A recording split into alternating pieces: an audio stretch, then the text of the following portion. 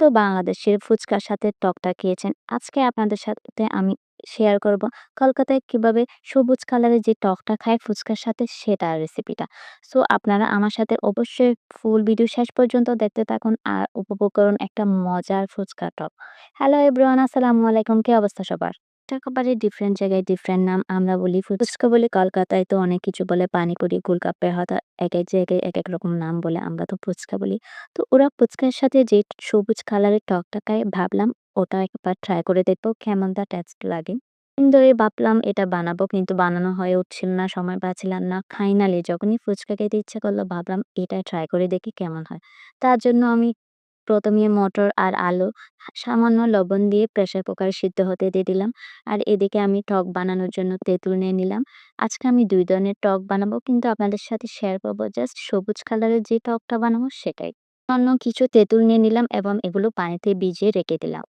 তেঁতুলগুলো খুব বেশি টক, তাই আমি খুব বেশি পরিমাণ তেঁতুল কিন্তু পানিতে ভিজাতে দিইনি, হালকা পরিমাণ দিয়েছি। এরপর আমার আলু আর মটরটা সিদ্ধ হয়ে গেল কিনা একটু চেক করে নিলাম। কোনো কিছু সিদ্ধ করার জন্য কিন্তু আমি প্রেসার কুকার ব্যবহার করি, কারণ এতে কাজটা ইজি হয়ে যায়, সময় কম লাগে। এরপর আমি একটা মশলা বানাচ্ছি। এখানে ২ রকমের জিরা আর কিছু শুকনো মরিচ দিয়ে দিলাম। এগুলো একটু ভেজে নিব হালকা করে।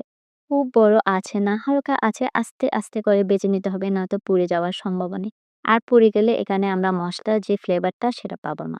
এরপর এগুলোকে আমি ব্লেন্ড করে গুঁড়ো করে নিলাম এবং এগুলোর খুবই একটা ভালো ফ্লেভার এসেছিল। এর জন্য আমি কিছু ধনেপাতা নিয়ে নিলাম। আপনারা যতটুকু নিবেন পরিমাণ মতো বুঝে নিবেন। এক টুকরো আদা, একটা রসুন আর ২ টা কাঁচামরিচ। আর নিয়ে নিলাম ওই যে তেঁতুল ভিজিয়ে রাখা পানিটা।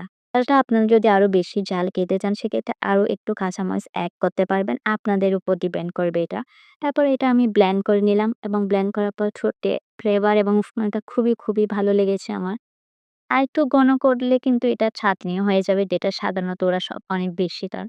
সো এখানে আমি আমার পরিমাণ মতো পানি এড করে নিব। খুব বেশি পাতলা করব না।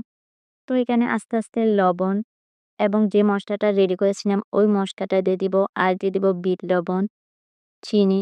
এখানে সবকিছু কিন্তু আপনারা পরিমাণ মতো আপনাদের নিজস্ব ফ্লেভার অনুযায়ী মিক্স করবেন।